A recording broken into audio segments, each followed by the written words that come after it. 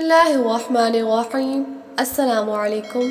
کبوتر ایک ایسا خوبصورت اور دلکش پرندہ ہے جو ہر کسی کو اچھا لگتا ہے، اور یہی وجہ ہے کہ پرندہ اکثر گھروں میں پالا جاتا ہے، اور گھروں کے علاوہ اکثر مزاروں پر بھی یہ پرندہ موجود ہوتا ہے۔ کہتے ہیں کہ کبوتر وہ جانور ہے جس کے لیے حضرت نوح علیہ السلام نے امن و سلامتی کی دعا فرمائی تھی، اور یہی وجہ ہے کہ کبوتر انسانی آبادی سے مانوس ہے اور کوے کو خوف کی بدعا دی جاتی ہے۔ یہی وجہ ہے کہ کوا انسانی آبادی سے ہراساں رہتا ہے، اسی وجہ سے لوگ آج تک اسے منحوس سمجھتے ہیں۔ آج ہم آپ کو یہ بتانے جا رہے ہیں کہ گھر میں کبوتر پالنا کیسا ہے، اور یہ کہ کبوتر بدعا کب دیتا ہے۔ کبوتر پالنے کے بارے میں بات کرنے سے پہلے آپ کو کبوتر کی ایک پرانی کہانی سناتے ہیں۔ تفاسیر میں ہے کہ حضرت نوح علیہ السلام نے جب کشتی کو جودی پہاڑ پر ٹھہرایا تو آپ علیہ السلام نے کشتی کا وہ حصہ کھولا جہاں پرندے رہتے تھے۔ آپ علیہ السلام نے کوے سے فرمایا، زمین کو دیکھو کہ اس پہ پانی کتنا ہے یا کتنا شہر غرق ہو چکا ہے۔ کوے کو ایک مردار جانور ملا اور وہ اسی کو کھانے میں مست ہو گیا اور واپس نہ آیا۔ اسی سے عرب کی ایک کہانی مشہور ہے، فلاں تو کوے سے بھی زیادہ دیر لگاتا ہے۔ چنانچہ حضرت نوح علیہ السلام کو خشک اور سخت زمین کی ضرورت تھی، اسی لیے اس کے دیر کرنے پر کبوتر کو بھیج دیا۔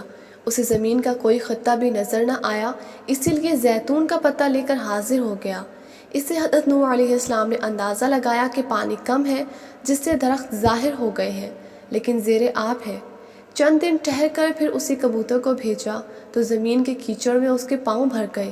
واپس آیا تو حضرت نوح علیہ السلام نے اسے دیکھ کر اندازہ لگایا کہ پانی زمین میں جذب ہو گیا ہے، لیکن زمین خشک نہیں ہوئی۔ حضرت نوح علیہ السلام کبوتر کی اس کارروائی پر بہت خوش ہوئے اور اس کے گلے میں سبز طوق پہنایا۔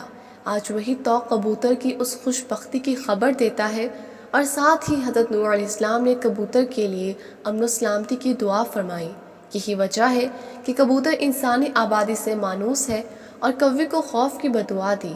یہی وجہ ہے کہ کوا انسانی آبادی سے ہراساں رہتا ہے، اسی وجہ سے لوگ آج تک اسے منحوس سمجھتے ہیں۔ یہ تو کبوتر کی کہانی تھی۔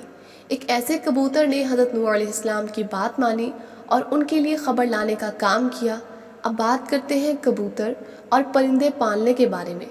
فقہا کے نزدیک گھروں میں شوقیہ پرندے رکھنا اور پالنا جائز ہے، بشرطیہ کہ ان کی غذا اور سردی، گرمی اور بارش سے حفاظت کا مناسب بندوبست کیا جائے، اور جب اہل خانہ کہیں باہر جائیں تو ان کی غذا اور دیکھ بھال کا کوئی مناسب نظم کر کے جائیں۔ روایات میں آتا ہے کہ سیدنا انس رضی اللہ تعالی عنہ کے چھوٹے بھائی نے ایک پرندہ پال رکھا تھا۔ جب رسول اللہ صلی اللہ علیہ وآلہ وسلم ان کے ہاں تشریف لاتے تو اسے کہتے، اے ابو عمیر، پرندے نے کیا کیا؟ یہ حدیث اس بات کی دلیل ہے کہ آپ صلی اللہ علیہ وآلہ وسلم نے پرندے رکھنے سے منع نہیں فرمایا۔ اگر گھر میں پرندہ پالنا منع ہوتا تو آپ صلی اللہ علیہ وآلہ وسلم ضرور حضرت انس رضی اللہ تعالی عنہ کے بھائی کو اس بات سے منع فرماتے۔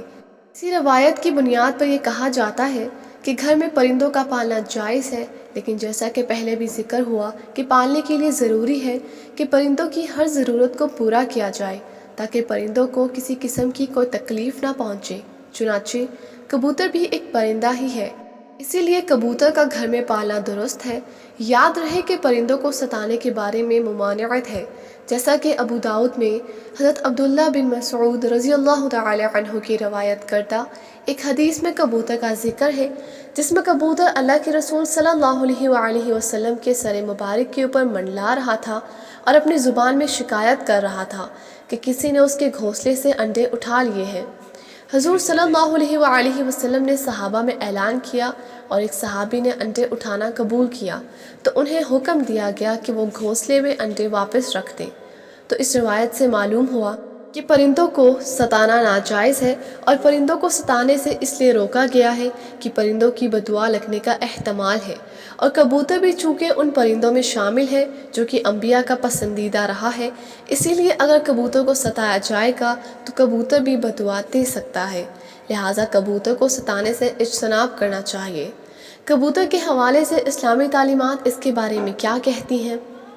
احادیث میں ہے کہ گھریلو کبوتر خدا کو بہت یاد کرتے ہیں، اہل بیت کو دوست رکھتے ہیں اور صاحب خانہ کو دعا دیتے ہیں کہ اللہ تمہیں برکت دے، کسی شخص نے رسول اللہ صلی اللہ علیہ وآلہ وسلم سے تنہائی کی شکایت کی تو آپ صلی اللہ علیہ وآلہ وسلم نے فرمایا کہ ایک جوڑا کبوتر کا پال لے۔